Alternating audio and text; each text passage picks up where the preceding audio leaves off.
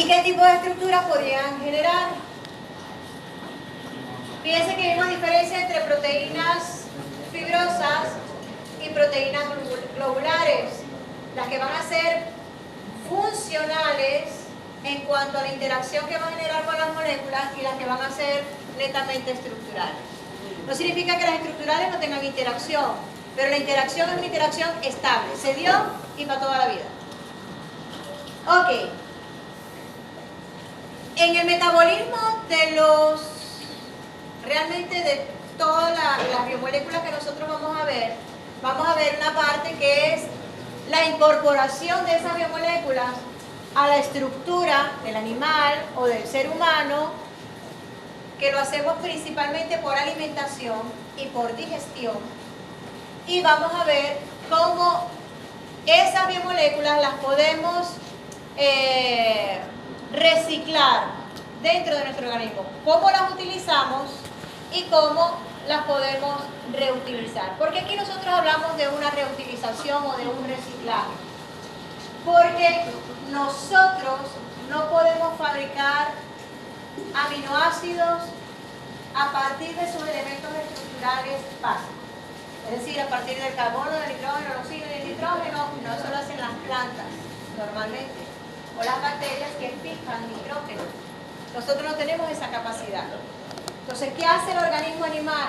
Trata de los aminoácidos que ingiere, los va utilizando y los va reciclando.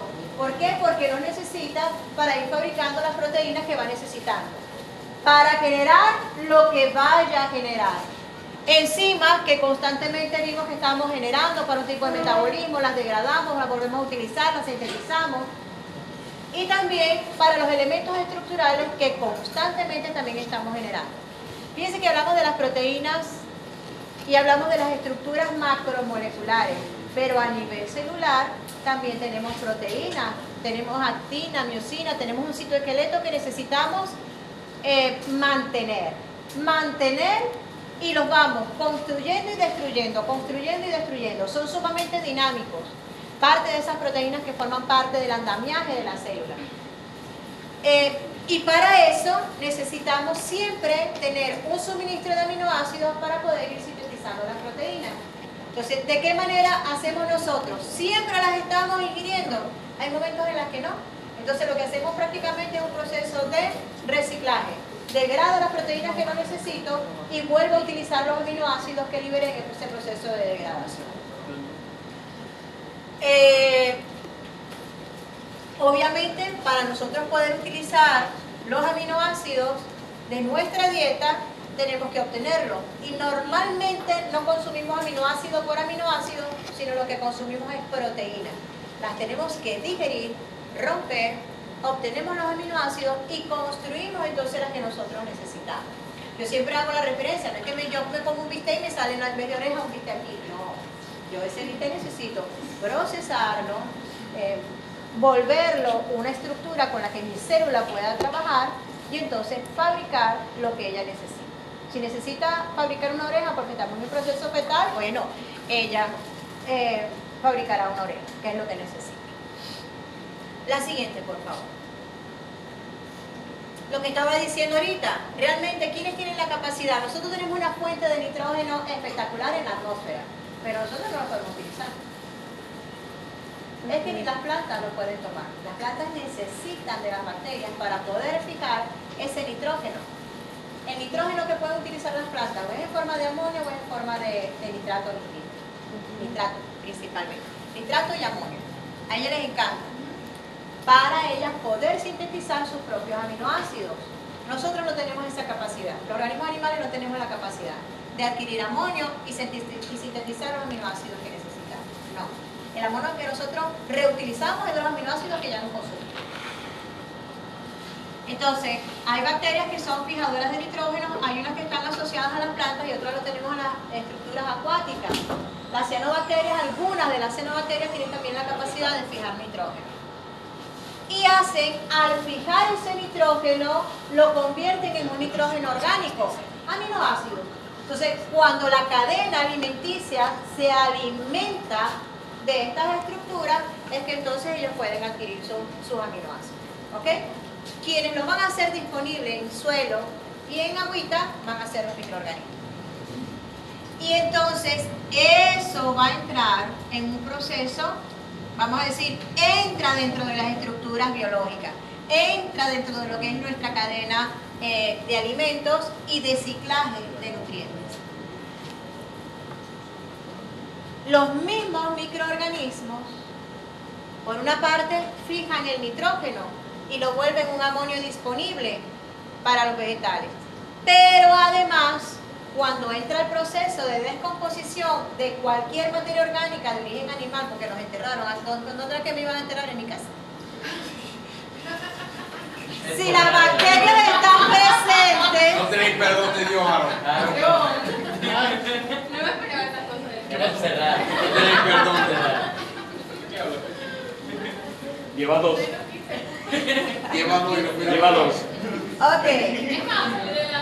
Luego de ese proceso en que se muere, para un ser vivo, ¿tienes seguro que cuando nace, crece, se multiplica y muere? Luego que se muere, viene el proceso de descomposición. ¿Quiénes descomponen? Hongos y bacterias. ¿Qué hacen esos hongos y bacterias? Liberan ese amonio de la materia orgánica. Descomponen la materia orgánica y liberan ese amonio. Lo hacen también los hongos. Por eso es tan importante, porque eso es lo que llamamos nosotros mineralización. ¿Quiénes van a hacer disponible el nitrógeno para que podamos fabricar los seres vivos nuestros aminoácidos? Son los microorganismos.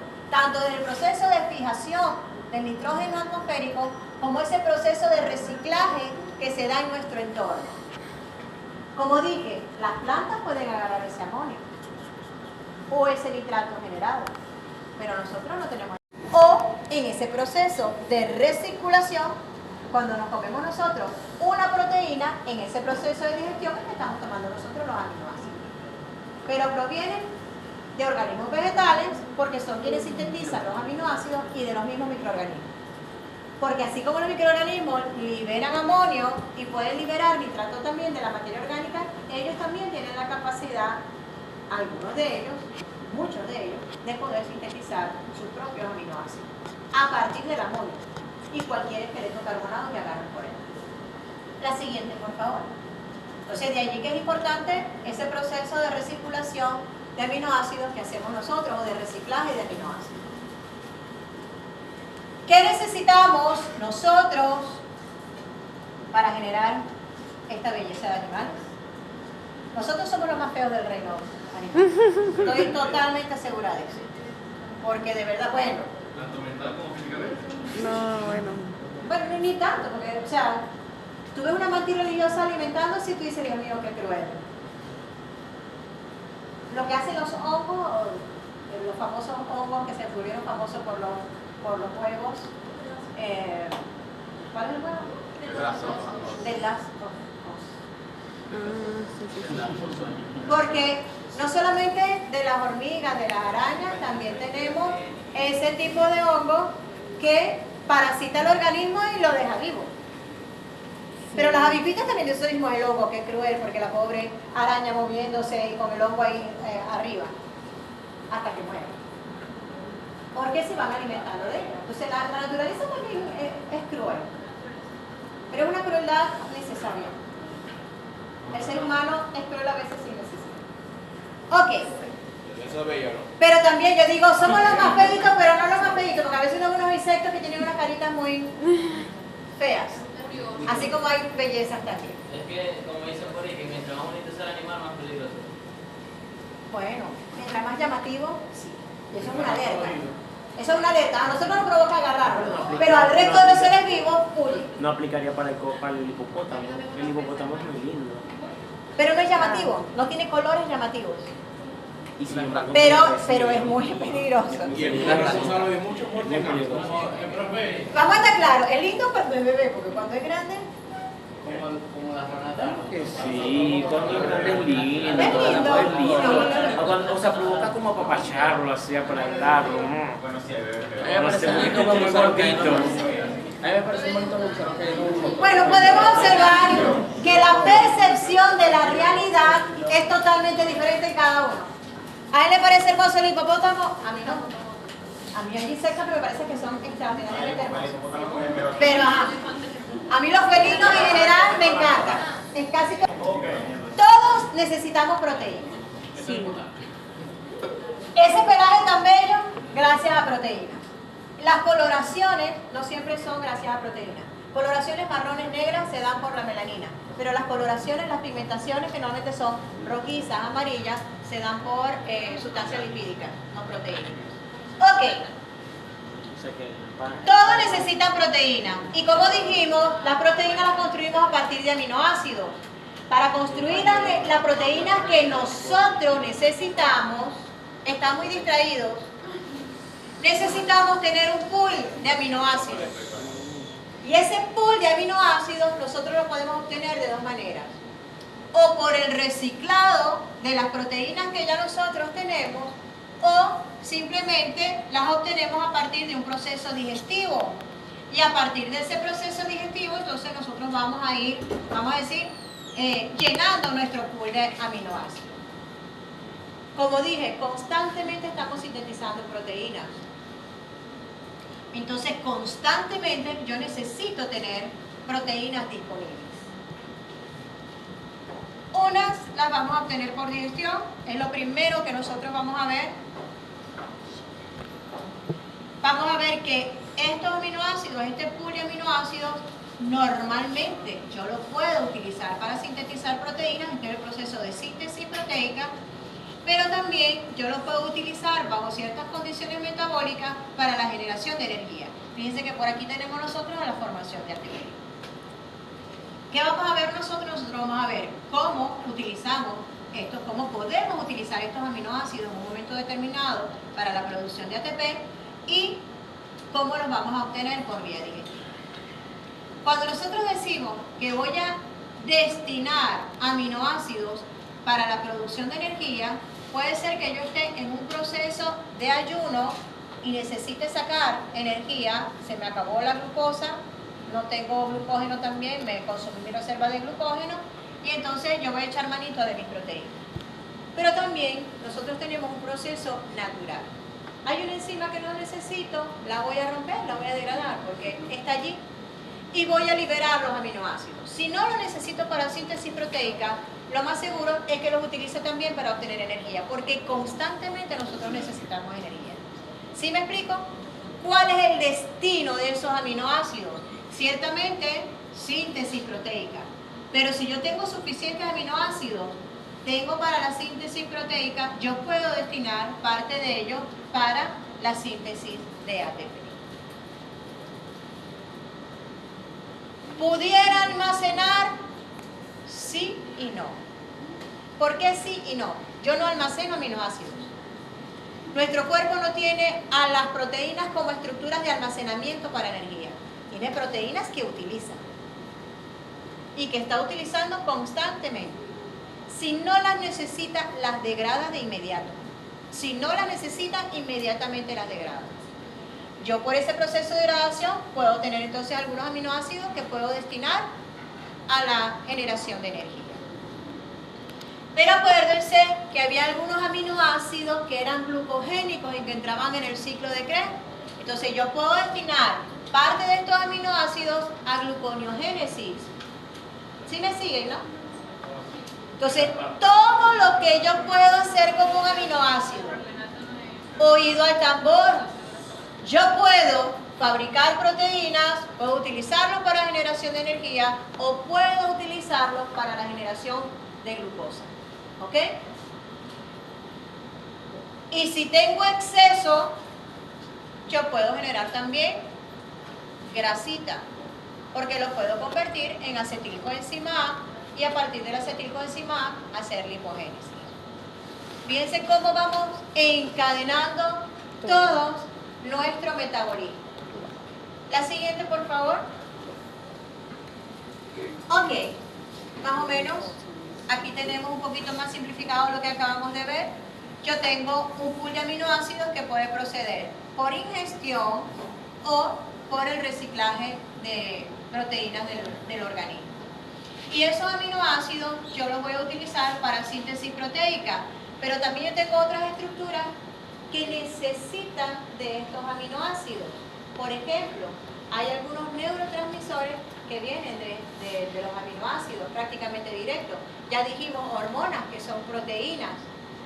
Y también, aunque los ácidos nucleicos no son proteínas, las bases nitrogenadas de los ácidos nucleicos están construidas principalmente por aminoácidos. Glutamina y glutamato, principalmente. Entonces, yo voy a llevar parte de estos aminoácidos a procesos biosintéticos o los puedo llevar para la producción de energía. Y como dije ahorita, yo los puedo llevar hacia la síntesis de glucosa vía ciclo de los ácidos tricarboxílicos. La siguiente, por favor. Como ya lo mencionamos, el metabolismo va a depender de lo que se alimente nuestro organismo. Siguiente. Cuando nosotros ingerimos proteínas, todas esas que mencionaron ustedes, ya sea de origen animal o de origen vegetal, obviamente hacemos un proceso de masticación, pero en la boca nosotros no liberamos ninguna enzima que sea proteolítica, cosa que sí pasaba en el caso de los carbohidratos, que teníamos la amilasa salival, que empezaba la digestión en la boca. Lo único que hacemos nosotros de digestión en la boca, y realmente no sería digestión, pero contribuiría, es el proceso de masticación. Nosotros con el proceso de masticación lo que tratamos de hacer es aumentar la superficie de absorción del alimento para que pueda entonces penetrar en ese alimento todas las sustancias que nosotros le vamos a enviar allí para que puedan digerir. Luego que ese alimento ha sido masticado, eso pasa vía esófago al estómago. En el estómago, lo primero que nosotros vamos a liberar, aquí vamos a tener también la acción de algunas hormonas, la gastrina. La gastrina, vamos a decir que quien induce la liberación de la gastrina es un proceso mecánico. Cuando el estómago recibe, produce más gastrina. De todas maneras, casi siempre estamos segregando un poquito. Tiene algunos bloqueadores, pero cuando recibe el bolo, lo que llamamos el bolo alimenticio desde primaria, entonces se induce la liberación de la gastrina. Esa gastrina va a inducir a que algunas celulitas que tenemos nosotros en el epitelio gástrico, para las células parietales, van a liberar ácido clorhídrico y lo que llamamos nosotros las células principales van a liberar un zimógeno. ¿Qué es un zimógeno? Es una proteína que no está activa. ¿Ok? En lo que esa proteína, que es el pexinógeno, es liberado en el estómago, la acción del ácido va a inducir un rompimiento en esta proteína, convirtiéndola de pexinógeno a pexina, es decir, activándola.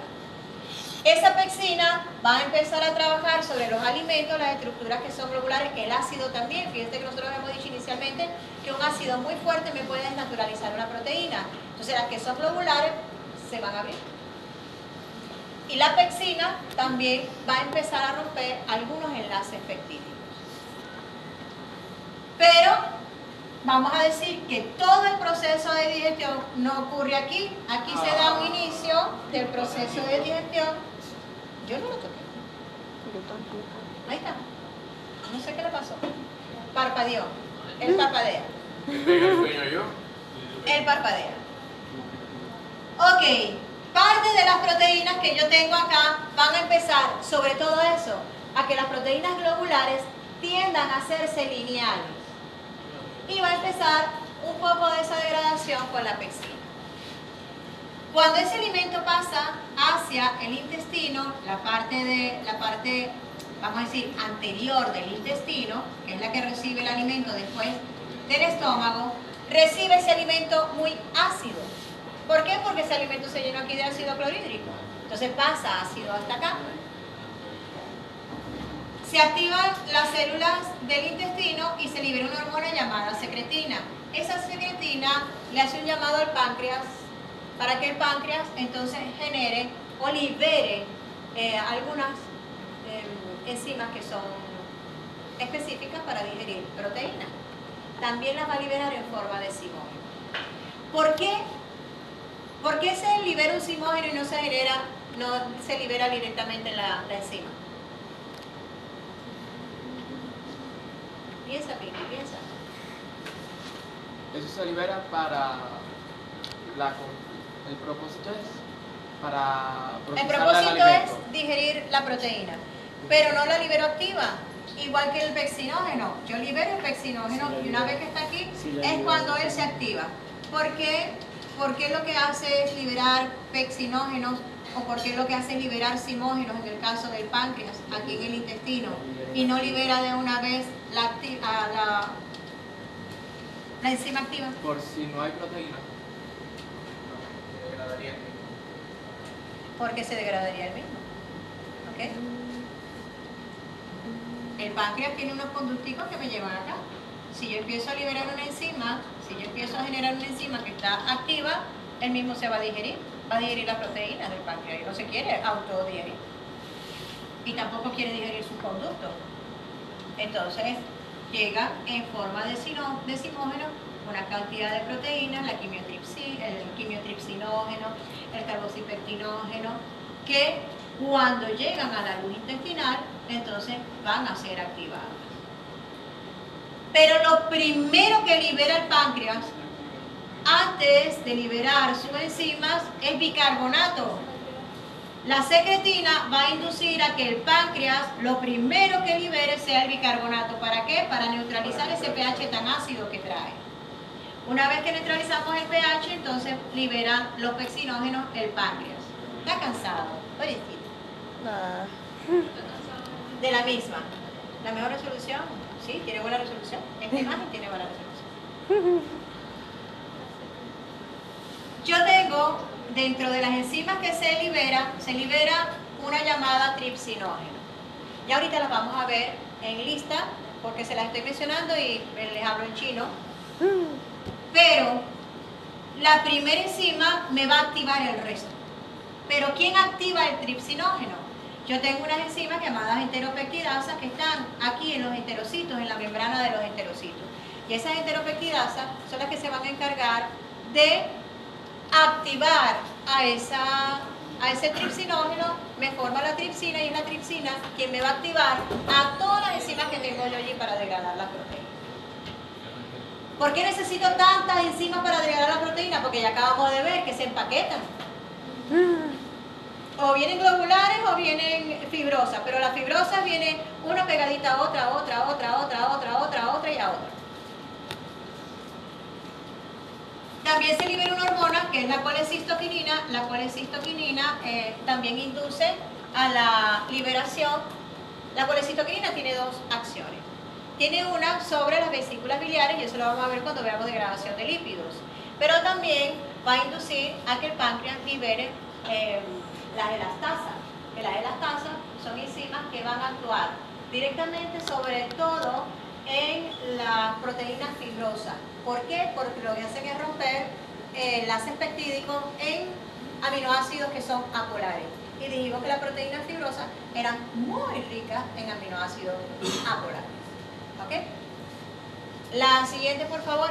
Entonces son todas esas enzimas las que van a contribuir a que se degrade nuestra proteína y empiece a liberar aminoácidos.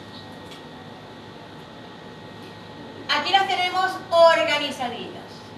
En la mucosa gástrica yo voy a tener algunas células que me van a liberar mi gastrina, que es una hormona. ¿Por qué la consideramos hormona? Porque ella tiende a activar a otras células y esas células van a responder. ¿Quiénes son esas células? Son las células parietales y las células principales. Las células parietales van a liberar ácido clorhídrico. Aquí dice enzima. El ácido clorhídrico no es una enzima, es una sustancia química, pero era para generalizar. Y también va a inducir la liberación del pexinógeno. El pexinógeno, por acción del ácido clorhídrico, se activa y pasa a pepsina. ¿Qué va a romper la pepsina? Principalmente, dijimos ahorita, las proteínas globulares va a tender a liberarla. Y ella tiende a actuar en aminoácidos que tienen grupos aromáticos. Vamos a decir, ella va a actuar sobre el enlace peptídico donde tengo involucrado a un aminoácido que tenga un grupo aromático. ¿Qué va a hacer? Normalmente estas proteínas globulares me las va a volver brillantes. La siguiente hormona que nosotros vamos a tener se va a liberar en el intestino cuando el intestino recibe el alimento que viene ácido y previamente digerido. Se va a liberar la secretina va a inducir a que el páncreas genere bicarbonato, ese bicarbonato neutraliza el ácido clorhídrico y lo que voy a generar es un pH relativamente neutro, neutro. La colecistoquinina me va a inducir a que el páncreas libere todas las enzimas que hemos mencionado y ya las vamos a ver en detalle, en forma de zimógenos, quimiotripsinógeno, carboxipeptidógeno. Esas enzimas que son liberadas por el páncreas, yo voy a tener una enteropeptidasa a nivel intestinal, a nivel de la mucosa intestinal, a nivel de los enterocitos. Voy a tener unas enzimas a nivel de membrana que me van a activar una de las enzimas que es la tripsina o el tripsinógeno. Cuando lo activo lo convierto en tripsina. Y esa tripsina a su vez va a activar a todas las enzimas que fueron liberadas. Habíamos hablado incluso de la elastasa. Entonces va a hacer una activación de las enzimas. La siguiente. Aquí lo tenemos. El páncreas va a liberar tripsinógeno, va a liberar quimiotripsinógeno, carboxipeptinógeno y proelastasa. Este tripsinógeno, a través de la enteropeptidasa, que es lo que acabamos de hablar, se va a convertir en tripsina, es decir, la corta. Y esa tripsina también va a actuar sobre las proteínas y sobre las enzimas. ¿La tripsina va a actuar sobre las enzimas nada más? No, ella va a romper parte de las proteínas que digerimos y también va a romper al quimiotripsinógeno, al carboxipeptidógeno y la proelastasa. La va a activar y la va a convertir en quimiotripsina, carboxipeptidasa, aminopeptidasa y elastasa. Carboxipeptidasa y aminopeptidasa son enzimas muy similares, solo que la carboxipeptidasa, o la carboxipeptina lo que hace es romper en donde están los grupos carboxilo. Y la aminopeptidasa reconoce los grupos aminos y ahí también va a romper. Dentro de las carboxipeptidasas tenemos unas que actúan a nivel de extremo y otras actúan a nivel, o sea, son exo y otras son eno. La siguiente, por favor. Ya dijimos que la elastasa era específica para las... No es específica, ella también puede actuar sobre aminoácidos hidrofóbicos que pueden estar formando las proteínas que eran globulares, porque ya cuando pasan al intestino la mayoría no son globulares. Y dijimos que ahí podíamos tener algunos aminoácidos hidrofóbicos. Es especialmente para las proteínas fibrosas porque tienen muchos aminoácidos hidrofóbicos. Luego que esos aminoácidos, que son grandes, los vemos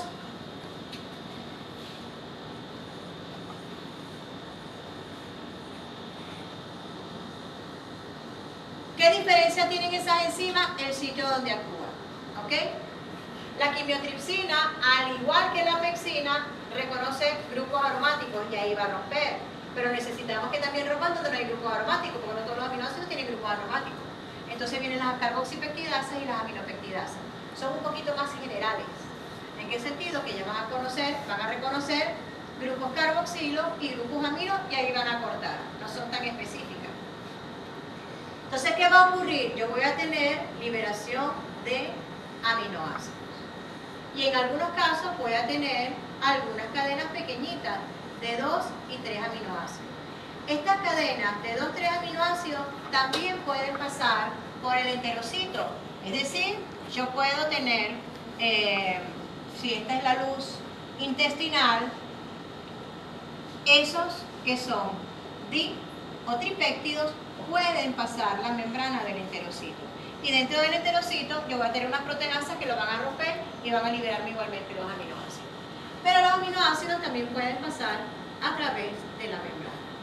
Eso lo van a hacer normalmente por un transporte, por cotransporte. La siguiente, por favor. Ese cotransporte puede ser cotransporte con sodio, cuando tengo aminoácidos libres, de esta forma. Ese cotransporte con sodio nos recuerda a la CLGT, que como está entrando sodio, ¿qué pasa? El aminoácido sale. El aminoácido entra por la luz intestinal y por la parte basal va a ser liberado en, vamos a decir, en nuestra vena porta.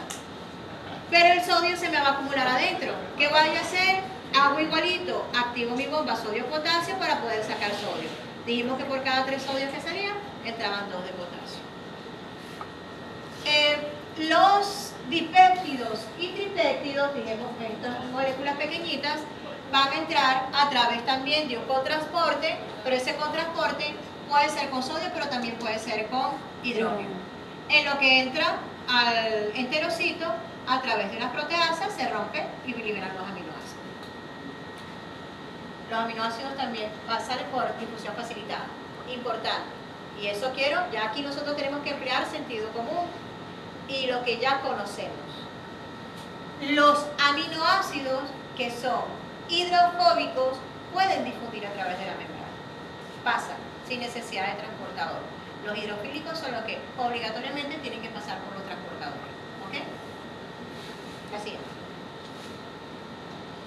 Una vez que tenemos los aminoácidos por nuestra vía sanguínea, se va a llevar al hígado. El hígado es el que decide qué va a hacer con los aminoácidos. Los va a liberar el torrente sanguíneo para todos los tejidos y los puede procesar también.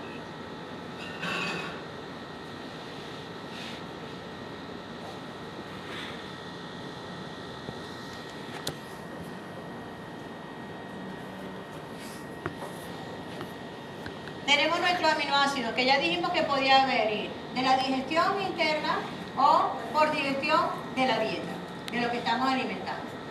Estos aminoácidos yo los puedo utilizar para la producción de energía. Y para poder utilizarlos, para generar energía, yo le tengo que quitar el grupo amino. Este grupo amino que está aquí, nosotros, como el amonio y el amoníaco, realmente se libera como amoníaco, pero lo que entra en el agua se convierte en amonio. Este amonio tiende a ser un elemento tóxico. Como él es muy tóxico, porque cede protones y me acidifica, yo lo puedo llevar hasta el hígado para liberarlo en la orina a través del ciclo de la urea, en forma de urea. O yo pudiera utilizarlo, reutilizarlo, se lo incorporo a algunos aminoácidos para mis procesos biosintéticos. Nosotros vamos a ver primero esta fase, que es la producción de energía a través de nuestros esqueletos carbonados, cómo generamos nuestros esqueletos carbonados y cómo vamos nosotros a excretar a través del ciclo de la urea. Es lo que vamos a ver hoy. En nuestra próxima clase, nosotros vamos a ver de qué forma yo voy a utilizar algunos aminoácidos o el grupo amino para los procesos biosintéticos. Entre el ciclo de la urea y el ciclo de Krebs, que es mediante el cual nosotros vamos a generar energía, voy a tener una conexión. ¿Por qué? Porque los metabolitos, algunos de los metabolitos que yo produzco en el ciclo de la urea, los puedo incorporar y de hecho deben incorporarse en el ciclo de Krebs para yo recuperar algunos metabolitos que necesito aquí. Esto se llama ciclo, ¿por qué? Porque yo, cuando realizo todas estas reacciones, me van a terminar formando el oxalacetato, que nuevamente lo voy a utilizar con un acetilcoenzima A para que se dé el ciclo de Krebs. En este caso, yo lo que voy a volver a generar es la ornitina, que la necesito para que se dé el ciclo de la urea. Pero para yo restituir esa ornitina, tengo que hacer un enlace con el ciclo de Krebs. La siguiente.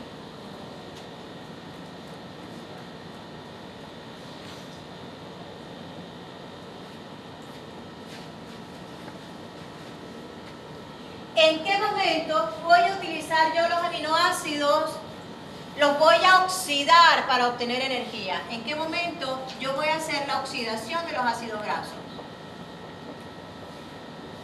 Cuando yo tengo un proceso de degradación por recambio proteico, es decir, yo sinteticé mis proteínas, todas las que necesitaba y todo lo que necesitaba, ácido nucleico, en fin, y yo hago un proceso de degradación porque ya no los necesito. En ese proceso de recambio, parte de esos aminoácidos yo los puedo utilizar para la producción de energía. Cuando tengo una dieta muy rica en proteína y la disponibilidad de los aminoácidos supera la necesidad biosintética, como por ejemplo en el caso de los carnívoros. O cuando estoy en un ayuno muy prolongado, inanición o en diabetes mellitus. ¿Qué pasa con la diabetes? Que la diabetes no te permite utilizar toda la glucosa que realmente tú tienes disponible. Necesitas sacar energía de alguna parte. Bueno, utilizas proteína y utilizas ácido graso. La siguiente, por favor. Antes de comenzar aquí, si yo por dieta decido que voy a bajar o voy a anular el consumo de carbohidratos, la cantidad de proteínas tiene que superar, devuélvanse un poquito. Yo tengo que hacer que la cantidad de proteínas supere las necesidades biosintéticas, porque si no me voy a comer los músculos, y parte de los músculos que usted se come es el corazón. Entonces me puede dar un paro cardíaco. La siguiente. Ajá. ¿Con qué vamos a trabajar nosotros? Perdón, nosotros. Con transaminación. ¿Qué significa transaminación? Pasar un grupo amino de un lado a otro, de una molécula a otra. Y desaminación, como su nombre lo dice, es liberar grupos aminos. Pero los libero a mi medio, al entorno. Y transaminación es cuando yo agarro ese grupo amino y se lo transfiero a otra molécula, se lo encasqueto a otra molécula. Los procesos que nosotros vamos a ver, donde ocurre frecuentemente esos procesos de transaminación o de desaminación, los aminoácidos que vamos a estar utilizando, la alanina, que ya la conocemos, la asparagina, el aspartato, perdón, que ya lo conocemos. Y nuevos para nosotros ahorita aquí va a ser el glutamato y la glutamina. Pero el glutamato es nuestra monedita de cambio. Ya no hablamos de moneda. Es el celular con el que ustedes hacen su pago móvil cada ratito. Usted transfiere para acá, para allá, le pagaron al del tostoncito y también le pagan a usted. Y a usted le pagan y usted gasta esa platita a través de pago móvil o con la tarjetita. Bueno, nuestro celular es el glutamato. El glutamato se va a encargar de recibir y de dar, de recibir y de dar, de recibir y de dar. Va a ser un transportador por excelencia de grupos aminos. ¿Qué reacciones vamos a ver nosotros? Por ejemplo, la reacción de la alanina no es nueva para nosotros. Esa alanina, ¿en qué la convertíamos nosotros cuando le quitábamos el grupo amino? En piruvato. Chéverísimo. Explicaba el grupo que fue ayer, antier, a la casa ayer. Antier. Que nosotros vimos el ciclo, pero no expliqué exactamente por qué ocurría. Salud. Cuando yo tengo en el músculo degradación de proteínas, normalmente estoy liberando muchos grupos aminos. ¿Por qué? Porque cuando yo degrado la proteína, agarro los aminoácidos y le quito ese grupo amino para poder utilizar el esqueleto carbonado y meterlo en el ciclo de Krebs. Pero ese grupo amino que yo estoy liberando es tóxico para mí. Entonces yo necesito ese grupo amino transferírselo a alguien para que se lo lleve al hígado, porque el hígado es el lugar que se encarga de eliminar ese grupo amino en forma de urea. Entonces, todo ese grupo amino que yo estoy generando ahí, ¿quién me lo va a sacar? La alanina. ¿Por qué? ¿Quién reacciona con ese grupo amino? El piruvato. En ese musculito que yo tengo trabajando, que lo tengo degradando proteínas porque necesito energía, toda la glucosa que tenga disponible también la voy a degradar y voy a estar generando piruvato. El piruvato yo lo aprovecho para que me saque el grupo amino de allí, para que se lo lleve, porque para el tejido es tóxico. Entonces el piruvato recibe ese grupo amino y se convierte en alanina. Como alanina, él puede viajar por el torrente sanguíneo. ¿Y por qué no mando el amonio? ¿Para qué tengo que hacer todo ese proceso, todo ese bypass, entregárselo a él para que se lo lleve? Porque el amonio es tóxico. El amonio en sangre es tóxico. Me va a aumentar, imagínense ustedes, la sangre es súper delicada en el pH que debe mantener. Le lanzo yo todo ese amonio, la acidifico, libero todos esos protones. No puedo. Entonces la atrapa la alanina, perdón, el piruvato se convierte en alanina y entonces se va al hígado. Allá la botamos. El hígado la puede procesar y convertirla en urea. El músculo no tiene esa capacidad. ¿Cuál es ese proceso? A través de una transaminasa. La alanina, a través de una transaminasa, le transfiere el grupo amino. En este caso, estamos hablando de un alfa-cetoglutarato. La alanina, cuando pierde el grupo amino, se convierte en piruvato. Era lo que decíamos, ¿verdad? Y este alfa-cetoglutarato, cuando recibe el grupo amino, lo convierto en glutamato. Es la misma cadena carbonada, solo que cuando recibe el grupo amino, lo convierto en glutamato. Ya empezamos a utilizar el glutamato.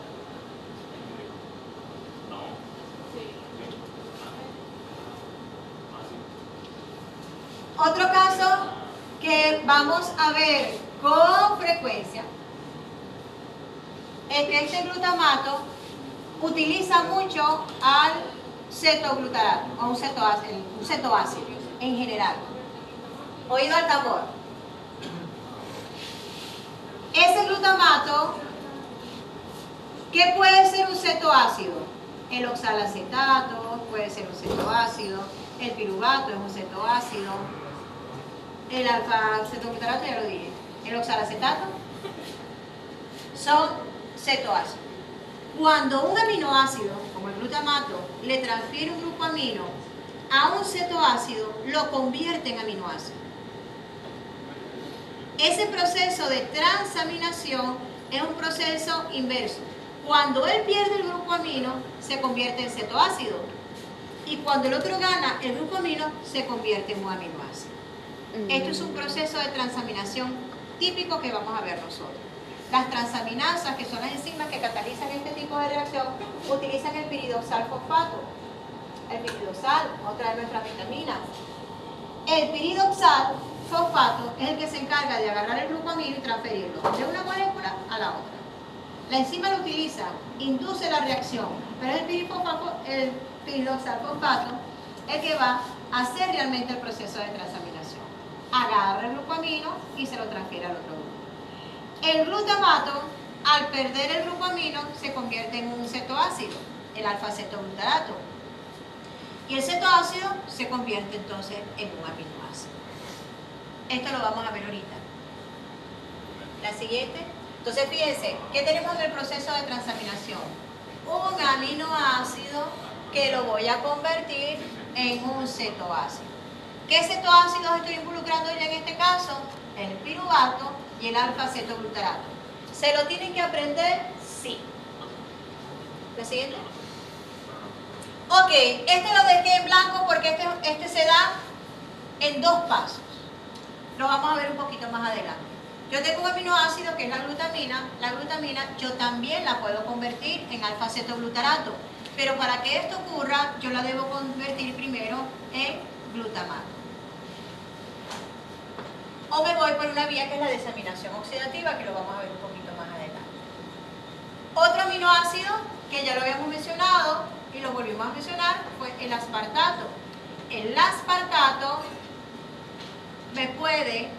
sería el aminoácido, el que va a perder el grupo amino y que me va a formar el oxalacetato. Ya este lo conocemos. Entonces fíjense, en la medida que nos vamos adentrando vamos a ver que nos vamos a conseguir cosas que ya hemos utilizado en otros metabolismos. ¿En qué metabolismo utilizamos esto?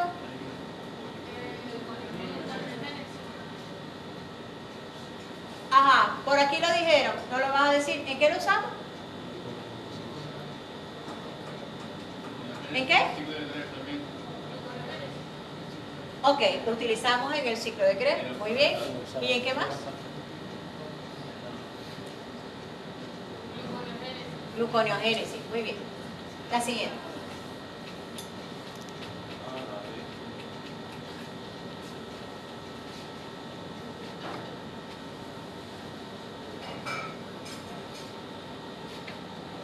Los dos grandes transportadores que vamos a tener nosotros de grupos aminos son el glutamato y la glutamina.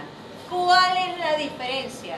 Normalmente el glutamato me va a hacer los procesos de transaminación intracelulares y la glutamina, aunque yo la voy a transformar dentro de la célula, es la que se va a encargar de, es como la alanina.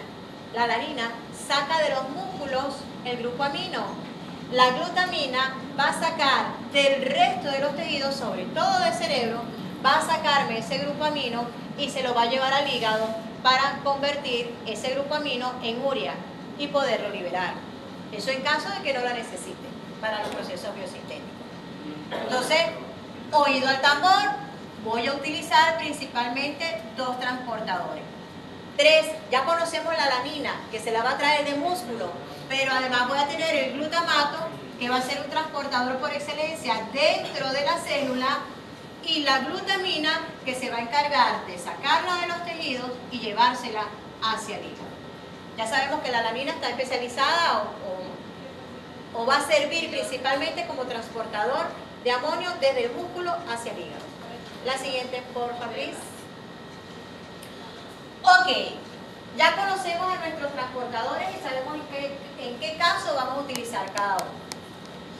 Yo dije que había dos procesos para eliminación del grupo amino. O se lo transfiero a otra molécula y hablamos de transaminación, o lo libero al medio y hablo de desaminación. En los procesos de desaminación se habla de desaminación oxidativa porque se da a través de una deshidrogenasa y vamos a liberar, entonces allí vamos a oxidar a ese aminoácido y entonces vamos a generar NADH o NADPH, cualquiera de los dos. En este caso puedo utilizar los dos. En los procesos de transaminación, las enzimas que participan son las transaminasas y como dije ahorita, las transaminasas se utiliza una coenzima. Acuérdense que las coenzimas tienen origen vitamínico. ¿Y el piridoxal qué vitamina es?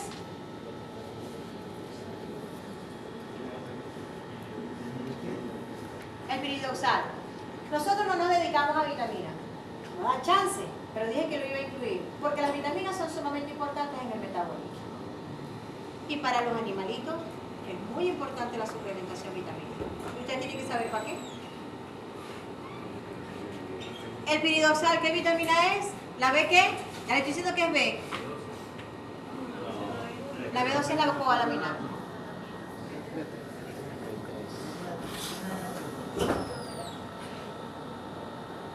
B3. ¿No? Tarea para la casa. Ok, en esta imagen lo que me interesa que ustedes vean es el proceso de transaminación y lo que hace el piridoxal. Ya dijimos que en el proceso de transaminación, ¿qué va a ocurrir? Voy a tener un aminoácido que pierde el grupo amino y se va a convertir en un cetoácido. ¿Quién agarra este grupo amino? El piridoxal agarra el grupo amino. Yo tengo una transaminasa que está induciendo la pérdida del grupo amino, pero se vale del piridoxal para entonces agarrar ese grupo amino, lo lleva aquí y se lo transfiere a un cetoácido y lo convierte en aminoácido. Aquí tengo yo el cetoácido, le transfiero al cetoácido y lo convierte en aminoácido. El aminoácido que tenía lo convirtió en un cetoácido y el cetoácido lo convirtió en un aminoácido. ¿Para qué y por qué? Es muy sencillito. Yo agarré un aminoácido que es el que quiero utilizar y le voy a pasar ese grupo amino a un cetoácido. ¿Quiénes son estos cetoácidos? El glutamato o la alanina, depende de dónde esté. Que se lo va a llevar, se convirtió en aminoácido, pero la función de él es llevárselo al hígado para que el hígado decida qué va a hacer ahí.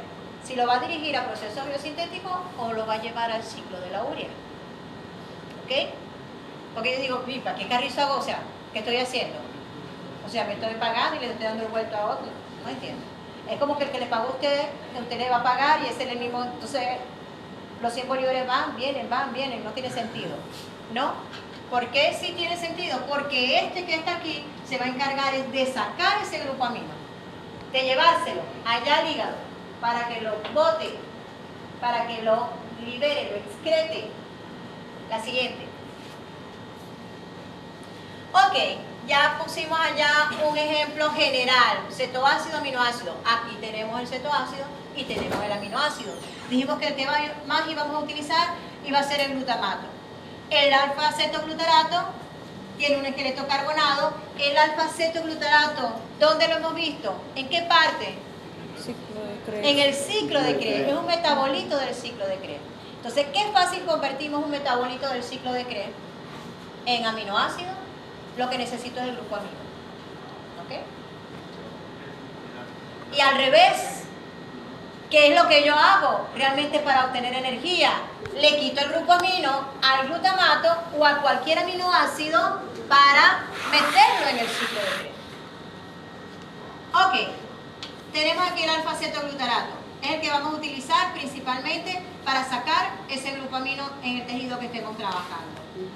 Agarramos el aminoácido, le quitamos el grupo amino porque lo vamos a utilizar para generar energía y se lo pasamos al glutamato. ¿Ok? Ese glutamato, lo más seguro es que yo después lo transforme en glutamina para que pueda entonces viajar hacia el hígado. Como dijimos, nuestras transaminasas necesitan del piridosarcofano. Es una reacción que ocurre a nivel celular en el citoplasma. La siguiente, por favor. Oído al tambor con eso. Normalmente voy generando esto en el citoplasma, pero el ciclo de la urea ocurre en mitocondria. Gran parte del ciclo de la urea ocurre en mitocondria.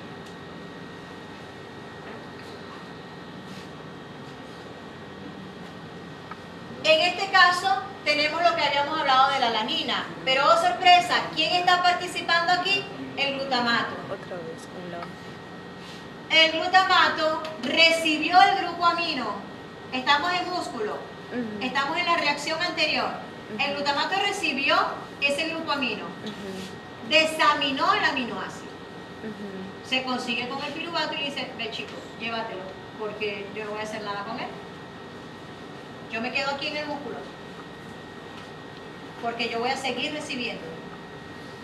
Y te lo voy a seguir pasando para que como alanina te lo puedas llevar al hígado. El glutamato le transfiere ese grupo amino al piruvato, él queda nuevamente como alfa-cetoglutarato, libre para recibir más. Y esta alanina es la que sale entonces hacia el hígado. Vayan manejando la secuencia.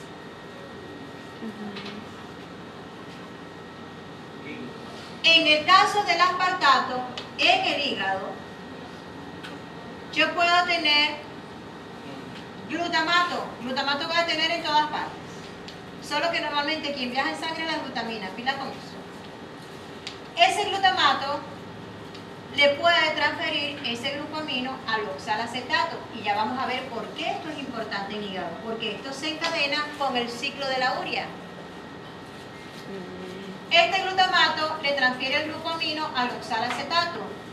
Cuando le transfiere el grupo amino al oxalacetato se convierte en aspartato. Y el glutamato, ya conocemos que queda como alfa-cetoglutarato. Queda libre para seguir recibiendo grupos aminos. Pero se lo pasa al aspartato. El aspartato es importante en el ciclo de la urea. La siguiente, por favor.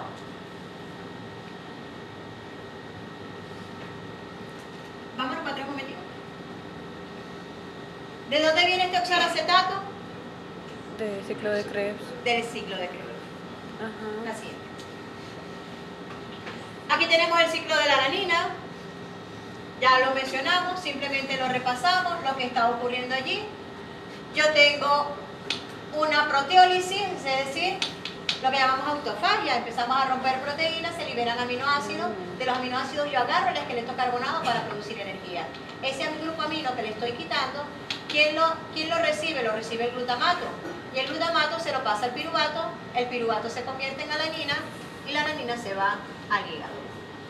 ese alfa-cetoglutarato se vuelve, perdón, ese glutamato se vuelve a convertir en alfa-cetoglutarato para seguir bombeando, para seguir sacando amonio del músculo. ¿Qué lo va a sacar la alanina? Se lo lleva al hígado y el hígado se va al ciclo de la urea. El amonio se va al ciclo de la urea y el piruvato me va a generar glucosa.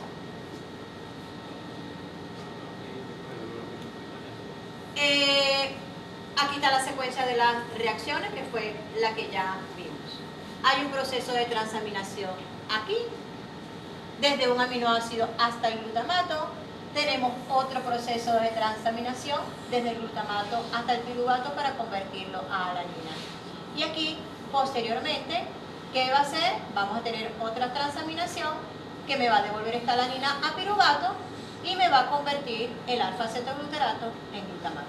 Este glutamato ya se va a ir por desaminación para liberar ese grupo amino hacia el ciclo de la urea. La siguiente, por favor.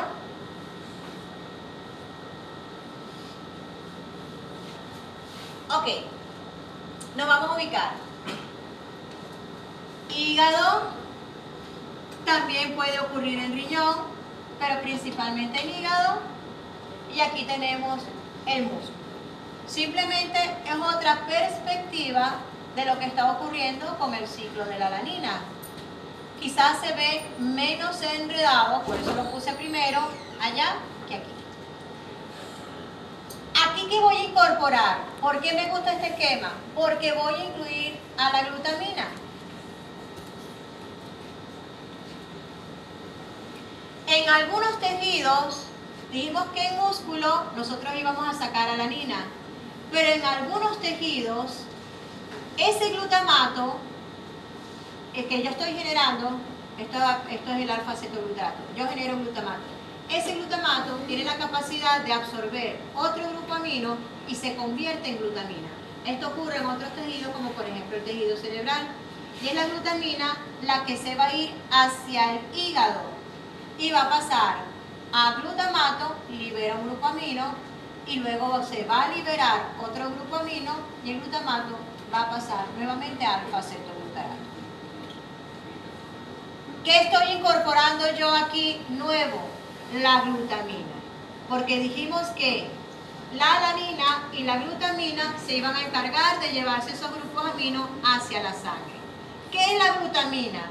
Es el alfa-cetoglutarato con dos grupos aminos. Primero se convierte en glutamato, absorbe el primer grupo amino. Y cuando absorbe el segundo grupo amino, se convierte entonces en glutamina. Entonces la glutamina me va a sacar de los tejidos dos grupos aminos. Tiene un poquito mayor rendimiento que la alanina. Simplemente yo aquí estoy aprovechando este bypass con el piruvato para poder seguir generando energía a nivel muscular.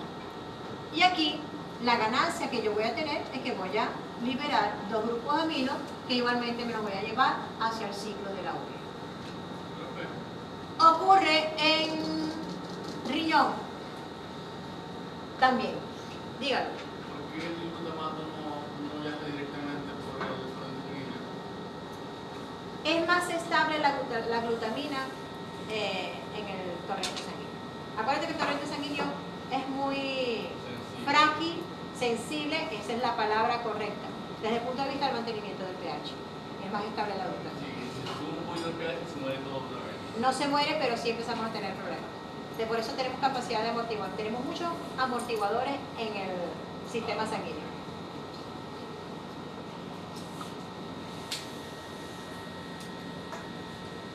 Ok, aquí tenemos las enzimas que están involucradas, pero vamos a verlo paso por paso ahora. La siguiente, please. Desaminación oxidativa. Se llama desaminación porque aquí el grupo amino yo no se lo voy a transferir a otra molécula, sino que lo voy a liberar. Y se llama oxidativa, como les dije anteriormente, yo voy a liberar, voy a oxidar al aminoácido y entonces voy a generar NADP o NAD, cualquiera de las dos. Voy a reducido. Este que está aquí es el reducido.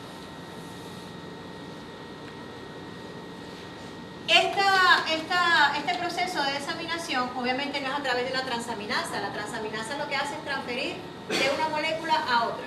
y se vale del piridoxal. En este caso, la acción es completamente distinta y está mediado por otra enzima, que es una deshidrogenasa. Esta glutamato deshidrogenasa primero oxida y me genera, vamos a decir, un elemento que es transitorio. Y luego me va a generar un proceso de liberación del grupo amino.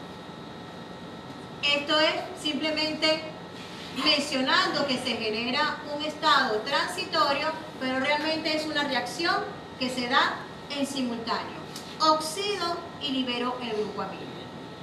¿Qué me va a generar? Me va a generar el alfa-cetoglutarato, pero voy a tener una diferencia. Ese grupo amino no se lo estoy transfiriendo a otra molécula, sino que lo estoy liberando en el entorno. La siguiente, por favor.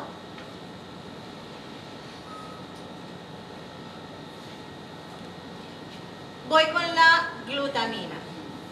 La glutamina, como les dije anteriormente, es el mismo alfa-cetoglutarato, pero con dos grupos amino. Entonces, ¿qué hacemos?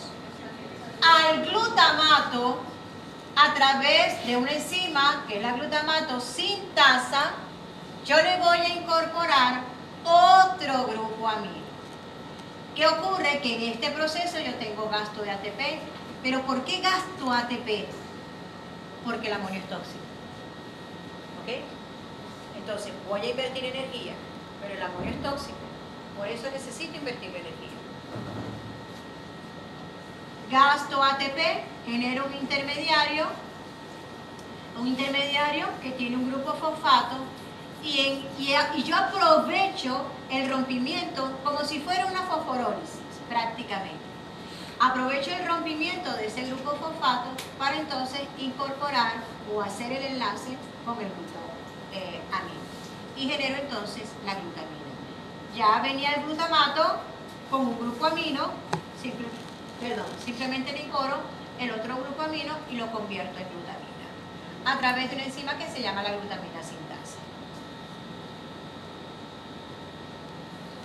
Esta glutamina ciertamente se me puede ir al ciclo de la urea, pero también se utiliza muchísimo en el proceso, como les había mencionado yo, biosintético, sobre todo para generar las bases nitrogenadas, la adenina, la citosina, la guanina, las bases nitrogenadas que conforman nuestros ácidos nucleicos. Si no se va a procesos biosintéticos, ella puede viajar al hígado, y en el hígado, en donde entonces ella va a sufrir un proceso de desaminación para liberar amonio que va a ser utilizado para la producción de la urea. En este caso no es la misma enzima, es una enzima diferente, que es la glutaminasa, que va a formar inicialmente glutamato.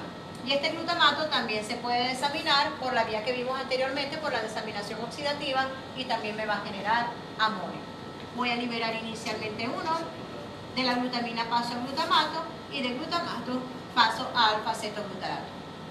Es como un proceso inverso, pero acuérdense que estas reacciones que normalmente tienen gasto de ATP son irreversibles, entonces yo necesito otra enzima diferente.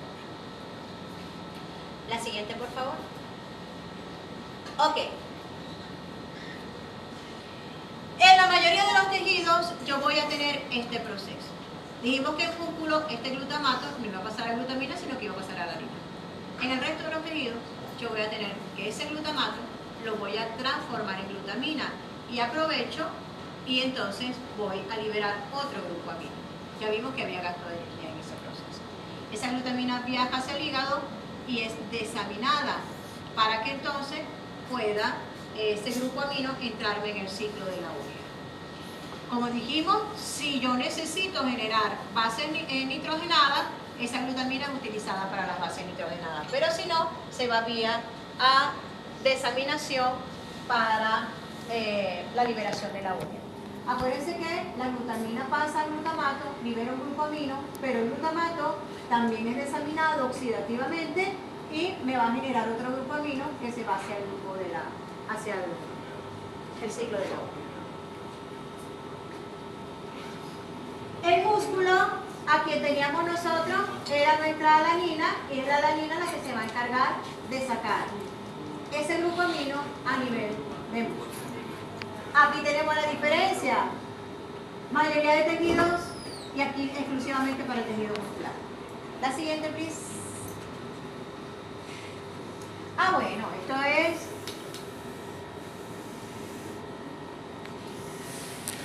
dependiendo de lo que nosotros, el grupo amino es tóxico para todo el mundo.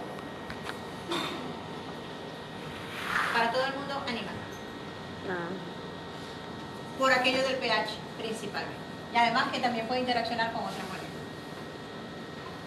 Dependiendo de la forma en que yo libere ese grupo amino, si lo libero en forma de amonio, si lo libero en forma de ácido úrico o si lo libero en forma de urea, se le da una clasificación a los animales en amonolíticos, de amonio, ácido úrico, ureocolélicos y estos son ureolíticos. Es una clasificación según el tipo de molécula que estoy utilizando para liberar el amonio. Fíjense que en los pececitos se libera directo al agua, no se transforma en urea, sino que lo liberan directamente. La siguiente, ciclo de la urea. ¿Qué hora es? 11:42. Ok. En el ciclo de la urea, como dijimos, todo el amonio que voy liberando, ya venga de la glutamina, realmente viene de la glutamina o de la alanina, que viene que si se convierte en glutamato y ese glutamato tiene desaminación oxidativa, todo ese amonio que estoy liberando yo se va a unir al bicarbonato. Ese amonio condensado con el bicarbonato va a generar una molécula llamada carbamilfosfato. Esta reacción es catalizada por la carbamilfosfato sintetasa. En esta reacción hay gasto de energía. Fíjense que estoy gastando 2 moléculas de ATP por cada grupo amino. Un grupo amino que se está incorporando aquí, pero ya vamos a ver que viene otro en camino. Este carbamilfosfato, para entrar en el ciclo, esto se está generando a nivel de citosol. Para que este carbamilfosfato entre al ciclo de la urea, se condensa con una ornitina. Esa ornitina, que es un aminoácido, esa ornitina, al condensarse con el carbamilfosfato, me genera la citrulina. Esta citrulina entra, de la mitocondria va hacia el citosol. Ornitina, a través de la transcarbamilasa. Esta citrulina, vamos a generar una molécula más grande todavía. La siguiente, por favor. Esta citrulina se condensa con el aspartato. ¿Y de dónde viene el aspartato? Agarramos el oxalacetato y también le transferimos un grupo amino. Ese aspartato lo condenso con la citrulina y esa citrulina, eso me va a generar una molécula muy grande que se llama argininosuccinato. En esta reacción de condensación se gasta ATP y está catalizada por una enzima llamado argininosuccinato sintetasa. Este argininosuccinato luego es escindido en dos, se rompe a través de una argininosuccinasa y se va a romper en arginina, no succinato, sino en arginina y fumarato. El fumarato es un metabolito ¿de dónde? Del ciclo de Krebs. Ese fumarato pasa a la mitocondria y ese fumarato, estoy revisando que son las 11:45 según dice. Ese fumarato nosotros vamos a ver cómo lo vamos a utilizar en el ciclo de Krebs. La arginina, oído al tambor, para que lo vean de una vez. El aspartato se une a la citrulina. La citrulina tiene un grupo amino y el aspartato tiene un grupo amino. La arginina tiene 2 grupos amino. Quien se va a quedar con esos 2 grupos amino va a ser la arginina. El fumarato no tiene grupos amino, es un cetoácido. Entra al ciclo de Krebs.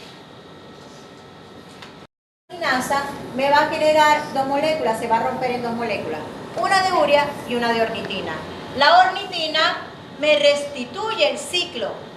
Es un metabolito que yo necesito para que se dé el ciclo, porque es el que se va a unir al carbamil fosfato.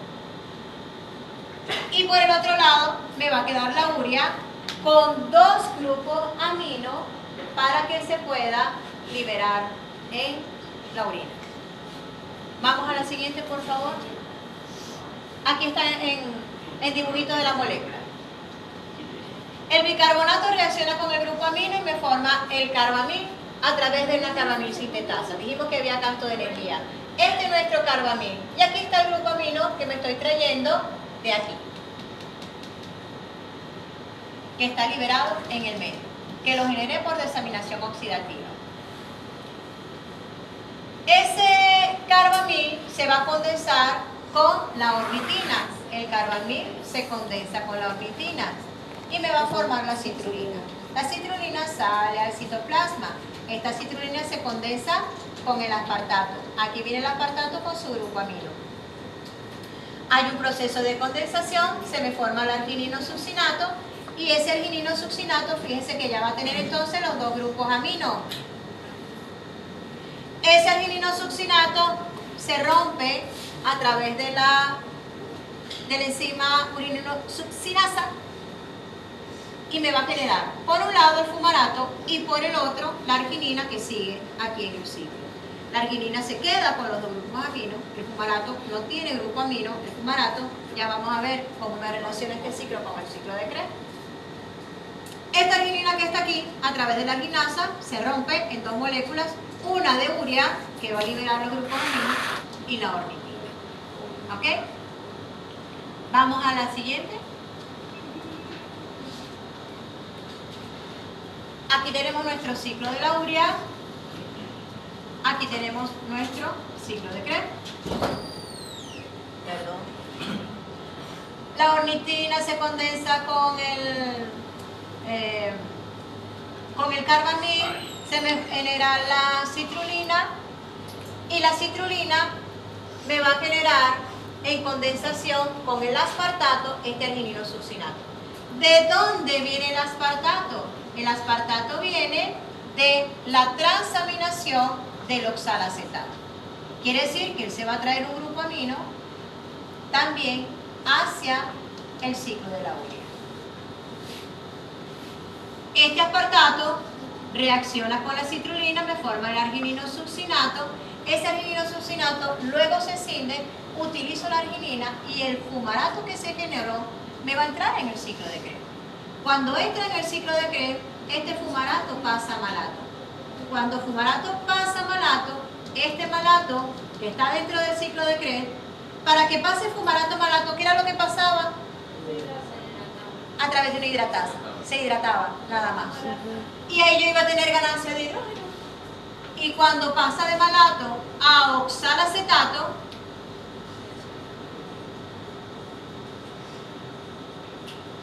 yo voy a generar aquí NADH.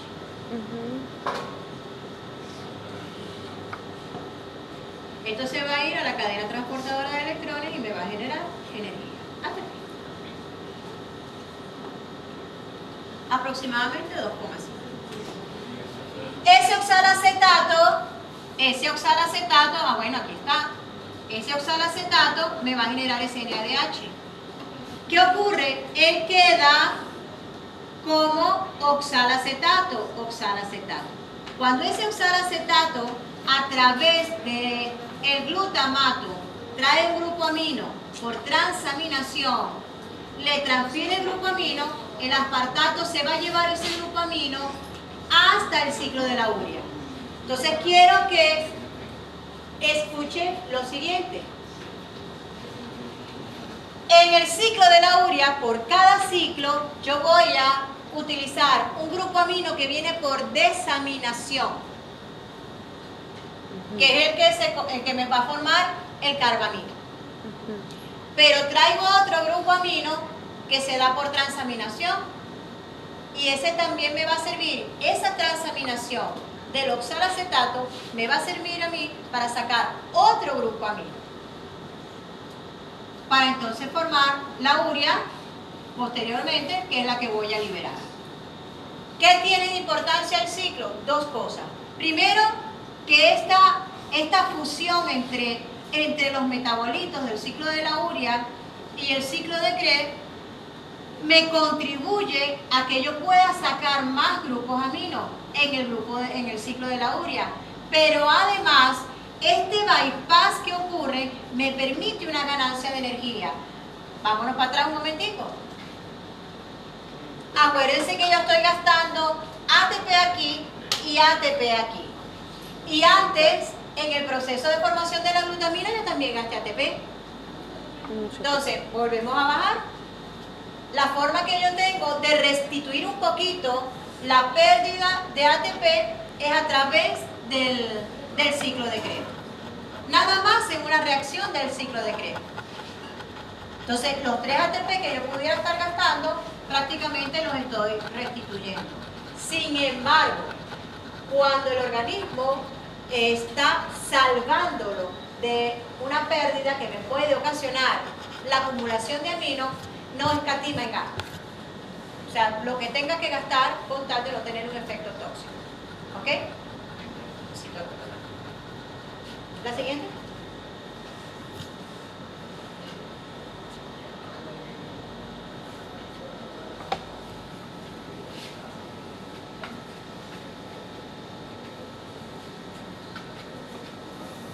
Bueno, con esta vamos a iniciar la próxima clase también.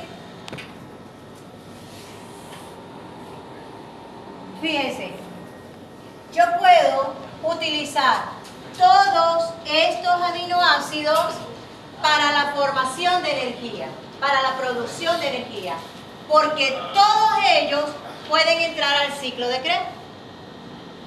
¿Qué tengo que hacer? Simplemente quitarle el grupo amino. Y lo que voy a hacer es convertirlo en un esqueleto carbonado que puedo incorporar al ciclo de Krebs. Unos de ellos me van a formar piruvato. Sabemos que el piruvato me va a generar siloxido, me va a generar NADH y además acetilcoenzima A. Y ese acetilcoenzima A va a entrar en el ciclo de Krebs y va a seguir produciendo energía. Estos aminoácidos no pasan estrictamente por piruvato, sino que pasan a acetilcoenzima A través de otras reacciones. Obviamente tiene que haber transaminación inicialmente. La arginina, nosotros la vimos, el glutamato y la glutamina, ya vimos cómo glutamato y glutamina generaban el alfa-acetoglutarato. Arginina, prolinitidina también me pueden generar en un momento determinado el alfa-acetoglutarato. Metionina, isoleucina, valina y treonina me pueden generar succinil, coenzima A. Vamos a ver un poquito en la próxima clase cómo ocurre eso. Y el aspartato y la asparagina me pueden generar oxalacetato. El aspartato ya lo conocemos, ¿ok? Y la asparagina, bueno, un poquito ese bypass que tenemos nosotros del ciclo de la urea con el ciclo de Krebs nos da un poquito de luz. ¿Alguna pregunta?